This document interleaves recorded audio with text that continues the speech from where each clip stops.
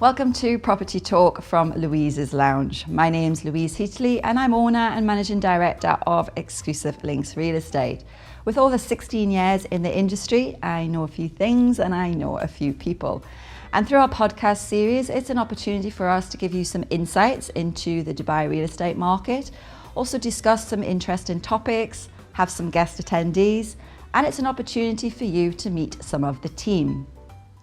On the 8th of March, we celebrated International Women's Day, and we have two amazing successful women on today's episode. We have Zahra Abdalla and Tricia Evans. Zahra is half Iranian, half Sudanese, and she considers herself to be a modern-day Bedouin. She's a cookbook author, an entrepreneur, and a social media influencer, and she's called Dubai her home for the past 17 years. On her culinary journey and her international travels, Zahra has met some very amazing and inspiring women who address important social issues, including food wastage, hunger, the environment, mindfulness, and women empowerment. She's an avid food entrepreneur and she's very excited to launch her frozen food range, Zahra's Kitchen, which will be out next month in Spinneys. She's married and she has 3 young boys. Tricia is born and raised in Liverpool in the UK and she's been in Dubai for some 28 years. Tricia was the first business coach in Dubai and she's enabled over 7,000 people at senior management level to be successful on purpose. Amongst her many achievements, she's also a board member of the Dubai charity Gulf for Good. And over 11 years, she has completed 10 adventure challenges, with her next challenge due to the Arctic next month. Tricia is a respected contributor to the international business women's community, and she loves that can-do, nothing's impossible mentality of the UAE, which is her home, which she now lives in Ras Al Khaimah. Thank you, ladies, for joining us today. I really appreciate you both being here. And Zahra, you were originally born in London in the UK, and you've lived in lots of different cities around the world. So tell us a little bit about what you did before you got to Dubai and what brought you to Dubai. So we traveled a lot, and my dad started his career as a banker and was working in Saudi, and then went to set up a business in Sudan, and then we finally found our way to Canada. Life happens, and that's where we ended up settling. So I lived in Sudan for about 14 years, but before that, lived in Saudi, lived in Greece, lived in the UK, lived in the US. So I've been very lucky to call many cities around the world home. Mm-hmm. And it's nice variety as well, isn't it? I mean, from all different types of culture and different parts of the globe. Good opportunities. Yeah. It's a mixture of experiences, some easy, some difficult, but all personality building. I think I am who I am today because of all those experiences, and so yeah, it's a lot to be grateful for. So how did you end up in Dubai?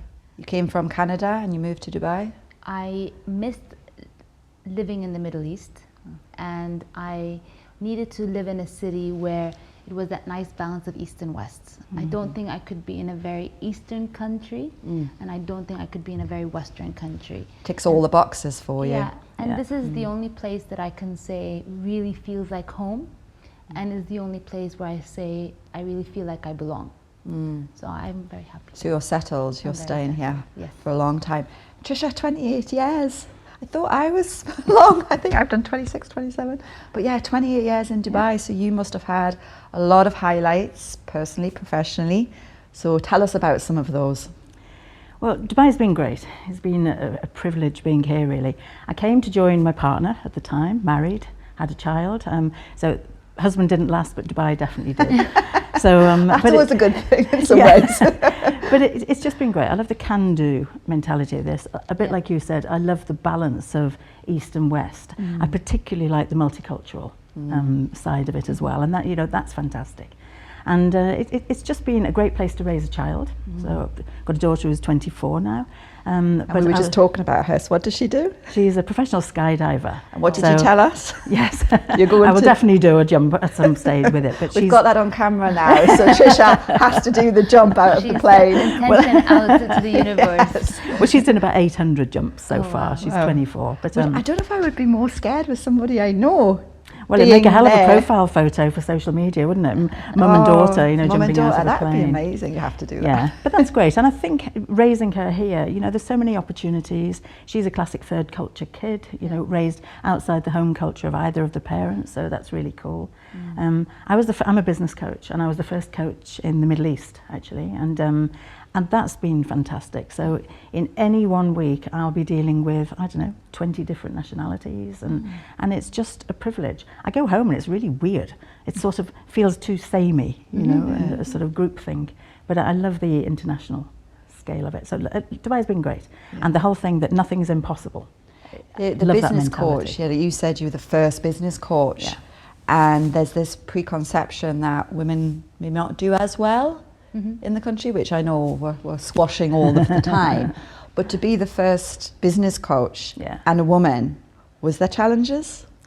Well, actually, not really. It was more of a challenge being a coach at the time, because this is 1993. Coaching was new, it's in its infancy in Europe and the States, and it was unheard of here. And so if I'd talk to somebody and talk about coaching, you could see them sort of shy away and think, there's nothing wrong with me, I don't need a coach. And I thought, wow, they're thinking it's remedial. You know, and actually coaching's a fast track tool. Coaching's fantastic. So I started to shift the way I talked about it. So it was more being a coach than being a woman. It's interestingly, I always thought being a woman would be an issue here. It never has been. Ever. I would Not say once. the same. Yourself, never had issues? I find that it's more advantageous to be a woman here. So do I. I know. I think one of my staff said, I still love those ladies' bank queues. Yeah. I'm in and out in 5 minutes, and the queues are out the door. And it's like, okay.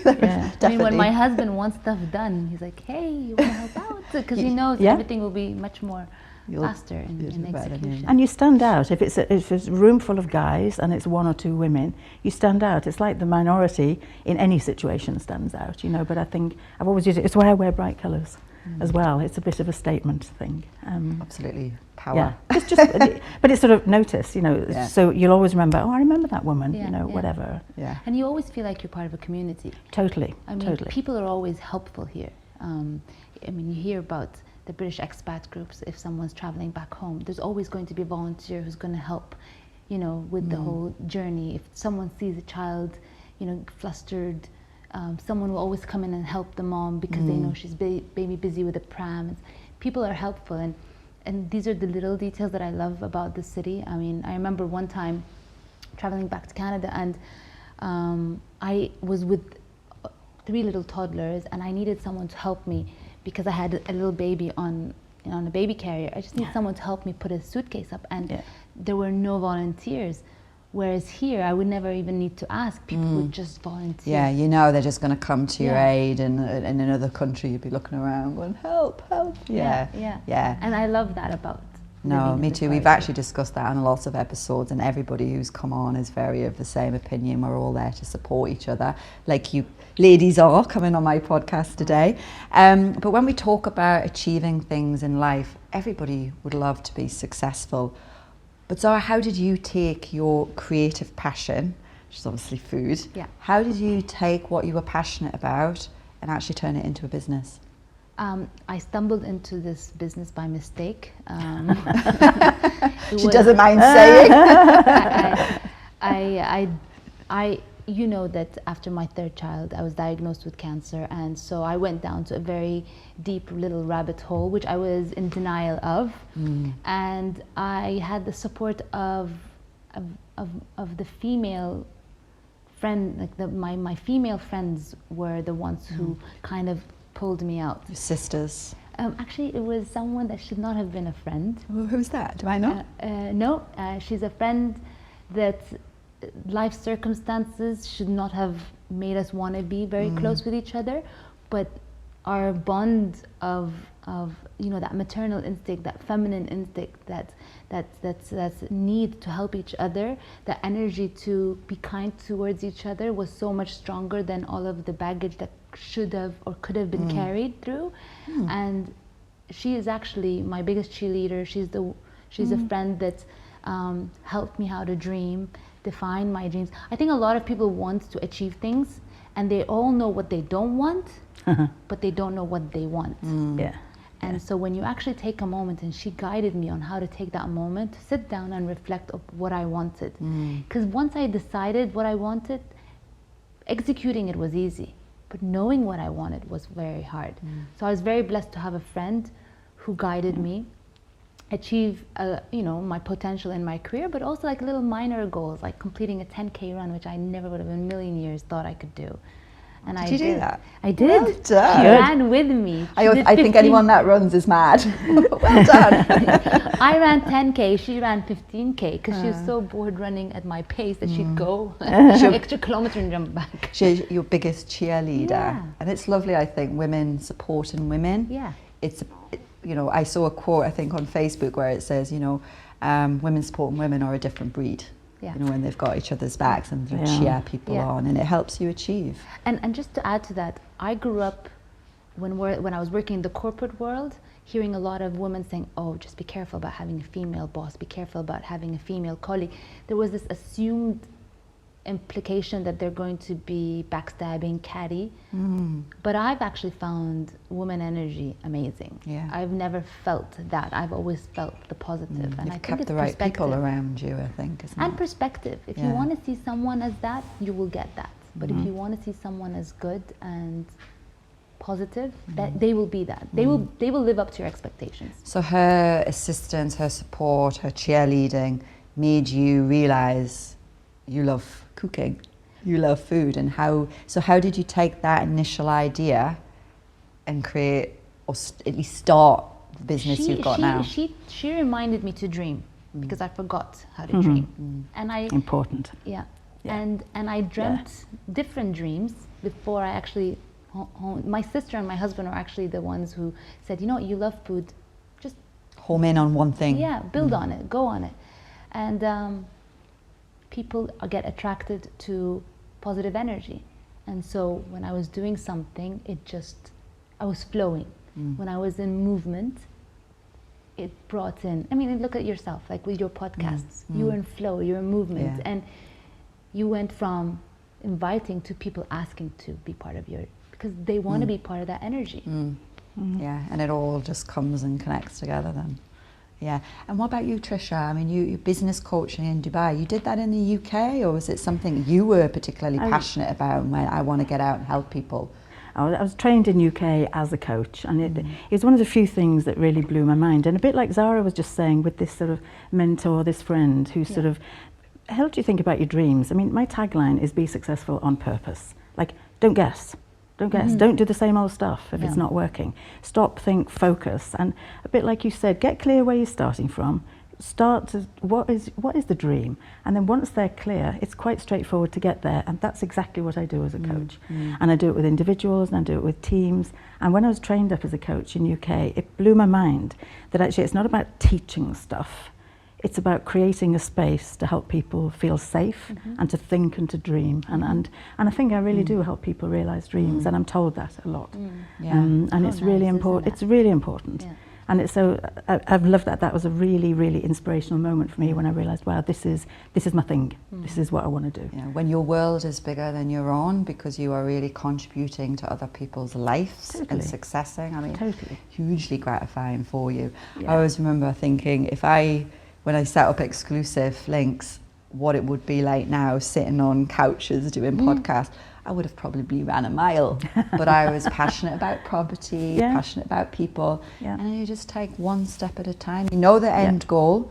Don't worry about how you're going to get there. Yeah. Just know what it is, and one step at a time. Yeah. I do like the idea before, that, like the power of the sisterhood. You know, you were talking, because I've got 4 brothers. And I was raised as a boy, you know, and I literally was. You really had to step up as the really woman, raised, strong woman. totally equally, which was a credit to my mum and dad in the 60s and 70s. You know, it was really cool. So I was 21, I swear, before I even realised men and women were treated differently in this world. Now that's a fairly staggering achievement from my parents. Yeah. And it blew my mind when I realised. I thought, well, how ridiculous. Yeah. I still think how ridiculous that we're not all equal. You know, it shouldn't matter what sex you are, what colour you are, what age you are, what anything. You know, it's just ridiculous to think about it. And you've maintained that attitude no matter what obstacles have come at you to try and knock you off that. Yeah. But women can be great, because I came quite late to the power of the sisterhood, and it was probably when one of my first brothers got married, and I suddenly had the sister I'd never had. Yeah. And then since then, the first thing I do when I'd move or travel, I join a group, a network. I'm part of one called Female Fusion in Dubai at the moment, which is great. There's another one, the RAC Business Group in RAC, which is great. I've always been part of international businesswomen's groups, and women talking with each other, talk about different stuff. It's not better, not worse, it's different. Yeah. And it's a different platform, it's a different space. Yeah. And we need everybody, involved, but it's a really safe space. I think I love this power of the sisterhood thing. Yeah. So it's great. Thank you. And Zahra, we talk about successful people, both incredibly successful. Tell us about the imposter syndrome. How does that, if it at all, does it impact you, and how do you overcome it? It's a real thing. It is, yeah. I'm vouching for it as well. And you know, I've had chats with a lot of women from different walks of life, in different careers. I mean, I was chatting with Anusha Ansari, who's the first female civilian who went to space, went to the moon. Wow. I was chatting with a friend of mine who is runs hospitals, like builds hospitals and runs them, and it's a very male-dominated space. She's been in it for so long, so you think she's got this. So I thought, you know, I'm just, you know, I'm a cook. Why do they think I'm something special? And I realized that I've been going through a very interesting journey in the last 6 months of self-awareness and understanding where a lot of insecurity is rooted from. There's this idea that I have accepted certain agreements, and they might be imposed on me or they've been created, but they're negative agreements that I live by. And I'm trying to change that culture of like definitions that define me. I'm malleable and I can transcend, I can evolve. And when it comes to imposter syndrome, it comes down to this agreement that I need to work really hard to prove myself, and that moment when you don't, because you've established yourself, you worry, hold on, they're accepting me without needing to put that same effort that I had to do before. And then I realized it's an expectation game.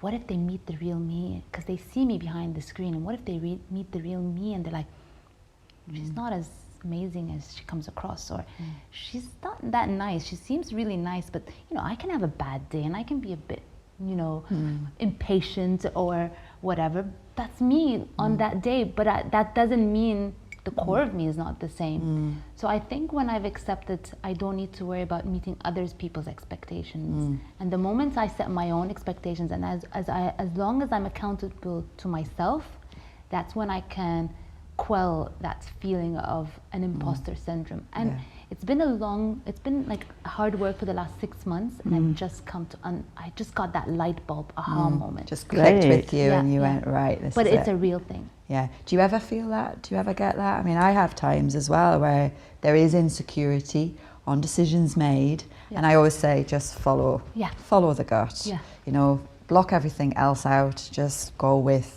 what you feel is best to do. But do you ever get a little bit rocked, or I mean four brothers does. Maybe not? Well, maybe not, you'd grow up tough, but no, I mean, everybody has it to a certain extent, and it's great that that's a real journey of self-awareness, and that's being a coach. That's something I'm doing with people all the time. It's the voices in our head, and we've all got them. It's our biggest friend and our worst enemy. Totally, is this. Totally. And it makes me realise, I mean, it's usually our parents that put them there, and you know, for better or for worse. And so it really makes you think about, if you have a child, what voices are we putting in their heads? sort of, so it's really quite interesting. But it's all about self-awareness. Once you start to recognise those voices coming, I'm not good enough, smart enough, clever enough, whatever, there are ways you can actually start to counteract and combat them. Bash them out. Deal with them, combat them. Deal with them, but they're always there for people. And I believe success is also down to attitude. And you have the Holstee Manifesto. You kind of swear by this a little bit. So tell us a bit about I hadn't heard of it until you mentioned it. Oh, well, it was really great. I'll sort of come on to that. There were 4 things, actually, there's a ton of things in my life, but when something just knocks you through the eyeballs and you think, oh my God, this is amazing. And probably the first thing that happened to me, because it all links into this Holstee thing, was I was quite well travelled as a sort of young woman. I was about 28 and I went to Africa for the first time. And it totally and utterly blew my mind. My life was not the same since, because I thought, oh my gosh, there is a world out there that I know nothing about. And there's me thinking I'm well travelled, and I've travelled all over, and I was well travelled for the time. I'd travelled around Western Europe, I'd been to the States, and I just thought, this is just mind-blowing. And I thought, there but for an accident of birth go I. And that's when I really realised how men and women could be treated differently. So that's then started. I've been a passionate traveller ever since. Passionate. So that was really important. The second thing I think was having my daughter, because I think when you become a parent, you suddenly think, you're not having a baby, you're raising an adult who contributes to society. So what the hell are you doing? Probably the thing that upsets me more than anything else in the entire universe is unconscious poor parenting. People who don't think, quick bonk, there's a baby and whatever. Or people who dump the kids and let somebody else raise them or whatever. It drives me nuts. It's such an important role, to sort of be very... It's the biggest job everybody, women have if they have kids, Yeah, and I think we need to raise our girls to be braver and our guys to be different, our boys softer. To be softer and more humanitarian and gentler, and and then the world is better. And if you look at what's happening in the world at the moment, it's crazy. It's the opposite of collaboration. We women need to take over, I tell you, we really do, because the if world women would be ruled different. the world, it would be a different. Place. But so that was Africa, having my daughter, and then when I was trained as a coach, as a business school, I suddenly thought, wow, this is really about creating a safe space for people. And I realised that most people don't have a safe space. They're not privileged, depending on some places where they're from, where they're born. But even, I coach a lot of people. An experience. Could be bit of anything, lots of factors. What triggers trauma can be sometimes what you don't expect. Totally. So it doesn't have to be, a massive shift or clamor. It can be something really tiny, really small. It knocks can. you. Or little tiny things over a period of time, and it builds up and builds up. But that whole thing, that safe space. Even when I'm coaching people now, and men in particular, and I'm talking senior guys here, country managers for major multinationals who are being groomed for next level job, they say how lonely it is because they've got no one to talk to, and it doesn't feel quite safe to say that they feel vulnerable, or actually I don't know how to do this. So they're back to imposter syndrome. Their expectations of themselves is actually worse than other people's expectations. Yes, absolutely. For them. And we just need to be kinder. We need to create this space and help people feel safe. So I love that. And so then I discovered this, the Holstee Manifesto.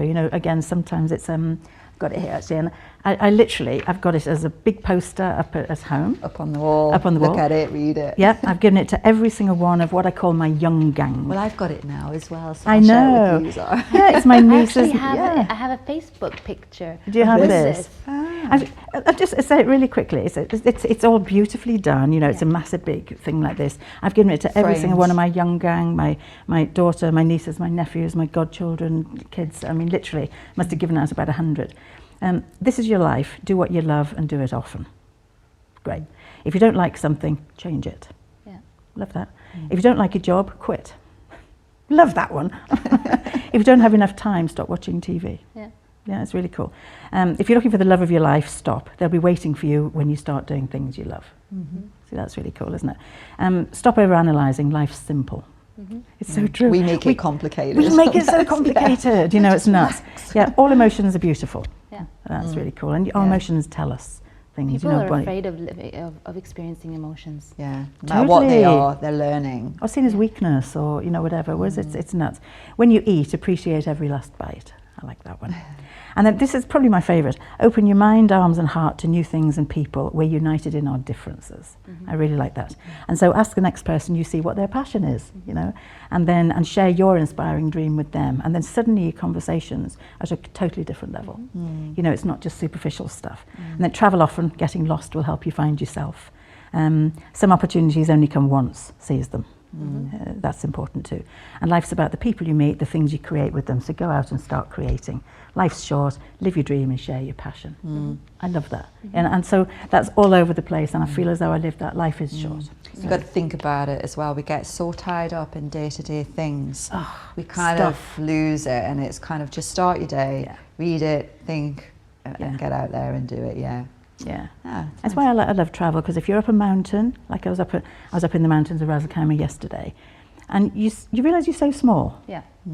And all these things you worry about, you're thinking, really? You're on top of a mountain and you look around the world and you're just like, it puts things into perspective sometimes. It totally puts it in perspective, so it's really cool. So that's a lot of my philosophy and where I come from. Okay, well, I'm going to take up on that. I'm going to get that notice board made for the office. And it's cool. Everybody can enjoy it, but thank you for that.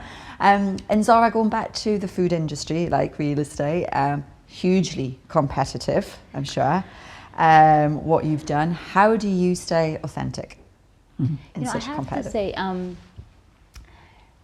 I'm very blessed not to see it as a competitive space. I had a chat.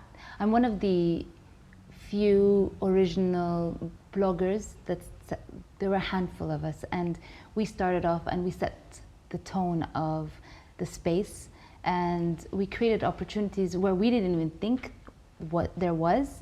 And it's just grown. Was that like a collaboration you did with people, or everyone just you all did your own thing? Everyone did it independently, and there was one girl named Arva who just created a Facebook page, and all of a sudden was just reaching out to go, come and join this group. And then all of a sudden we were like, we're all together doing this whole journey. And then all of a sudden Instagram started getting active, and Facebook started. Like I was on Facebook and on a proper blog, and that's what everyone else had. But then it just evolved, and then all of a sudden companies wanted to start working with you. You're like, what? And we were like, we can charge for our service? Okay, I can make money. This is getting better. This is amazing. And now I can charge even more. Actually, I remember one client, they said, how much do you charge? I gave them a rate. They paid me double. I'm like, because they thought you didn't charge enough. They really didn't. They really didn't think I charged enough. And she said, no, actually your value is this, and we're going to give you. And it opened this whole conversation of self-worth and defining, my blogging space, or my food space, has been more than food. It's been a space where I've evolved and developed and grown so much. And but one advice that I remember I had, or a conversation I had with one of my other fellow bloggers, she said, Zahra, we will grow, and we all have our own slice. So don't worry about it. Make it different, But also remember that you need to make space for the next person that's going to start, that's going to do their journey. So as I'm developing, I've got different opportunities, but I'm not going to go and be very protective of what was a previous space. I'm giving that space to the next person who's on that. It's change, it's development, and the world keeps moving. It's energy. It's a flow. It's a flow. It's good. So I'm very big into collaboration, and I love supporting women, and I like seeing people thrive, men and women. And I want to talk about men and women, because we were in Egypt. We were doing something about gender equality, and there was a very simple test that we did where we had a purely boys team, a purely girls team, and a mixed team. The purely boys team failed, the purely girls team failed, and the mixed team worked. And for me, I always say, I'm a mother of 3 boys. I've got an awesome husband. I am where I am because of him. He is where he is because of me. And together, we're working together to build a nice space for our children. But it's because we're both involved. And when it's equal like that, that's Yes. when it works. Yes. And that's when it works brilliantly. Yeah. When there's Yeah. good balance and Yes. like-mindedness Yes. and Yeah. same Yeah. goals. Yeah. It's an equal respect where I need you, and you and it's not you need me, but both believe I need you. So it helps. You see the value in Yeah. other people. So Yeah. it's good to plug the boys on our Celebrating Women's podcast. so important. Absolutely, It's- why yeah. not? So thank So you for, important. for bringing them in. We've already talked about Dubai being, giving us a lot of opportunities, being that mixing part, not holding us back in any way. And Dubai, particularly for real estate, they have a lot of government initiatives. So 28 years here, Trish, what about applying, or will you be granted that golden visa? No, and that's not what, I don't see myself as being resident here. I see myself as a global nomad, and I see myself straddling. Yeah. And if I'll end up back in UK, cause that's in England, because that's where. But no, it's not something I'd want. But I think it's healthy that it's a lot of people would want that. For me personally, no. I never thought they would do it. When I never first thought came they'd to do Dubai, and it just shows again that progression in the country, in the city. So Totally. Yeah, okay. yeah. And how do you manage everything with your 3 young boys? I know you have a grown-up daughter now, which looks after herself, but I know 3 young boys. How do you balance it all? You. There's no shame in asking for help. I'm not going to do it all. And yes, I will ask for support. I will build a support system around me. Yeah. And I can't do it all on my own. But for me, it's more about quality over quantity. So when I'm doing something, and it's something I'm learning, it's not something that I've excelled in. Constantly trying to balance it all, as you say. There's this amazing book that I recently read. It's called The 4 Agreements. The first agreement is to be impeccable with your words. The second one is not to take things personally. Number 3 is not to make assumptions. And number 4 is to try your best. Because your best will be different on every single day. And so when I don't hold high, like I have intentions, but some days are going to be easier than others, and it's okay. Like some days, there's so many roadblocks, and you know what I do? I say it's a roadblock day. I'm just going to let it be. I'm going to step back, and then all of a sudden it all flows through. But when I'm fighting against the roadblock, nothing is going to work out. So. Yeah, definitely echo what Zahra says there in terms of actually needing support, because so many people have said over the years, I don't know how you do it all, and the answer is that I didn't do it all, and I chose what to do, and I've always focused on the things that only I could do. And I've always had an amazing housekeeper come driver, sensational, and I've always had a great PA who I've thought of as my blood pressure lowerer. Just fantastic. Really good. And I think you need that if you're trying to balance and juggle, because balance a child or children. I didn't have the husband, it made it a bit less complicated.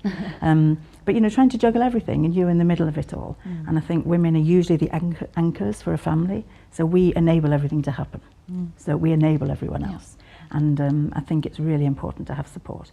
So I've always figured, right, I can clean, I'm quite a good cleaner of kitchen floors, but I'm a very expensive cleaner of kitchen floors, when I could actually be using that hour to do something and earning some serious money. So I've always been very clear what I do and what I don't do. And I love my backup team. I think you said it's great to have a support structure around you, and I know there's certain support structure, both personally and professionally I have, but you have to ask for it. Yes. You do. I think people hold things and don't, and then they get themselves into more issues, more roadblocks. And lots of women can think they've got to do it all. So they don't ask and then go into victim mode. Poor me, why isn't anyone helping? Instead of saying, actually, it isn't just, I'm not looking for help. If you've got a husband, you're co-parenting or you're co-doing a house, So Let's do it together. It's about getting clear and doing it together. And I find that, me included, a lot of women, once we start having growing families, a growing career, growing responsibilities, a lot of us suffer from anxiety. And another part of this whole self-awareness journey is I think that anxiety is because we've met our limit of how much energy there is inside, and so we're like this, like a pot that's like ready to explode some energy. And when you start to reduce your anxiety is when you start making space for new things. And so we have a lot of accumulated Stuff. Yeah. Bad things in the pot stuff. we need to clear out. And you're gonna laugh. Sometimes it's as simple as cleaning your closet and giving away clothes that you no longer wear, decluttering your house, cleansing space, Spring cleaning of every area. And I'm making a point of doing something called an energy audit, where I spring clean my space and I let go of things. And I realize, you know what, this makes me stressed out. I'm going to reduce doing it. This makes me feel really amazing. I'm going to do it. And you know, I was taught by someone that I you know, who's been guiding me through this whole journey, is you do this every 6 months. So now I spring clean, I clean the garage, and I declutter my space. Actually, funny you should say that. That's where I start when I'm coaching people, because I'm a business coach. Yeah. But you cannot possibly be effective at your job if your home life is falling apart, if everything's a mess, your relationships are terrible, you don't get on with your kids. So I start with a self-care and energy audit. And we go through and literally get the basics There's so much in clarity place. after that. So much clarity. It's all about getting clarity. Yeah. Life is not complicated. We don't need to make it complicated. And it's funny, every time you say things, everybody will be going, I get that. I know. But we just sometimes need to refocus, regroup, and actually set And a lot of the things it's time out to think. but a lot of things like I've been taught, or that you teach, people know, but we just forgot about. Yeah. We get busy. Yeah. And the single thing I hear most from people, men and women at the moment, is just total overwhelm. Yeah. And there's just too much of everything. And it's about cut through the clutter and decide what you want, and then do the things that get you where you want. So when we talk about women, do you actually have any female role models out there? I mean, I know you're going to say your friends, your sisters, but maybe a bit more on the sort of celebrity side. Is there anybody out there that you would particularly feel? Mine is cliche. What's that? Which one? I know it's going to be cliche, but I adore her. Oprah. I know you were going to say that. I know it's so cliche. Say Oprah, yeah. I know it's so cliche, and I wish I wasn't so cliche. But what I love about her is she's always interested to learn, and she teaches in her journey and inspires you to want to learn. I mean, I just read this amazing book she co-wrote with I want to call him a psychologist or a therapist or something. It's about trauma, and it was interesting because when you think of trauma, you think of really bad things, but trauma, you realize can be something so silly and so small, but it has an impact on you. And then I was like, oh, yeah, I've been traumatized, but I didn't realize I was traumatized, and I denied myself that feeling that I had something bad happen to me, although it's not the typical like really bad thing, but something that impacted me. So I didn't allow myself to heal it because I denied myself that feeling that sucked. So blow through it. I think we all need a bit of therapy, every single one of us. Every so often, certain times of your life, a little bit of therapy can give you clarity and help you understand things that are blocking. I think we're never going to have perfect lives, and we shouldn't want a perfect, easy life. We should just have the strength to actually get through the trauma or the bad times and just get through it. But also, don't see one of my favorite words. So this is a book club we do, and that was the book we read. You know how you have what is it called? PTSD. PTSD, post-traumatic stress disorder. Post-traumatic. Well, she calls it PTSW, or it's post-traumatic PTW, post-traumatic wisdom. That's nice. Good spin on I it. like that. I really like that. You know, don't see it as a negative. Not that I'm trying to like throw down toxic positivity down anyone's throat, but you had an experience. You know more than someone who didn't have it. You have a wisdom that can help someone else. You see it that way. That's a good. It is. I like that. I'll nick that. We're all pinching ideas. My role models, they're not so much famous people. I've got my mum and her two sisters were amazing, Her younger sister is still alive. She's 96 next week. Oh, wow. She still leads a walking group once a week in Liverpool. She walks about, she says, I only do half the walk these days. She only does 5 miles, okay? Oh. And, you know, whenever I go back, she says, oh, you know, you'll have to go slow if you're going to walk with me. Well, do I? Hell. You know, she's great. But the thing about them, you said before, they're interested. If they were here, my mum and her 2 sisters, if they were still alive and here, they'd have got the life stories of these 3 guys. They'd have got the life stories of you 2. They're so interested in other people. It makes them interesting. Yeah. They, you know, one died, the eldest one died when she was 99 and 7 months. Fit until the last 3 months, and then she was a pain in the ass. And you know, but amazing. Designer clothes, real workhorse. She came to Dubai when she was 97, and the 3 of them came on a little visit, which was great. We went into Madinat, the Souk Madinat, and there was a place selling these evening chiffony things. Now, my 97-year-old aunt said, I love these. You'd wear them over like a strappy top and then evening trousers. She said, I'm going to get 2. I'll get so much wear out of them. And we said, Flo, you're 97. But you know what? She did. She did, yeah. And you see, I love that. Yeah. And so I love that. Live life to the last second. Don't let anybody tell but you just no. be interested. Yeah. Yeah. I love it when people tell me I can't do something. I just smile and look at them and think, watch me. Oh, yeah. I'll show you. So what advice, what would be, I mean, you'll have loads of advice, I know you would, but if you had to pick something really fundamentally, one thing that you would want to pass down to your daughter, to your friends, to people out there, what would it be? You're definitely more powerful and stronger than you know. Definitely. Yeah. And you can absolutely underestimate yourself. Just get out there and do it. Yeah. Definitely. Good. Yeah. Just be kind to yourself. Yeah. You always say when you tell yourself bad things, you would never do that to your best friend or to your, you know, daughter or your family. So why do you do it to yourself? But yeah, be kind to yourself. And I like that. There's another too. one that One more. For it. You have all the time. Go for it. Just say arigato. What's that? Arigato. Arigato. It's something that I heard, you know, in one of these podcasts. Arigato. Arigato to money coming in.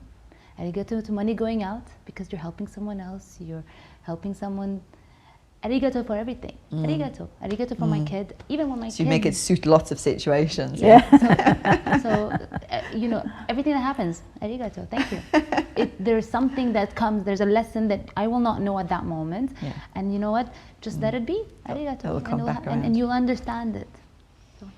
I like that. Thank you, ladies, so much. Found that really interesting and really enjoyed it. And yeah, I hope you did too. Really enjoyed it. It's great to meet you. Yeah, that's fantastic. I'm going to buy your products and spinnies now.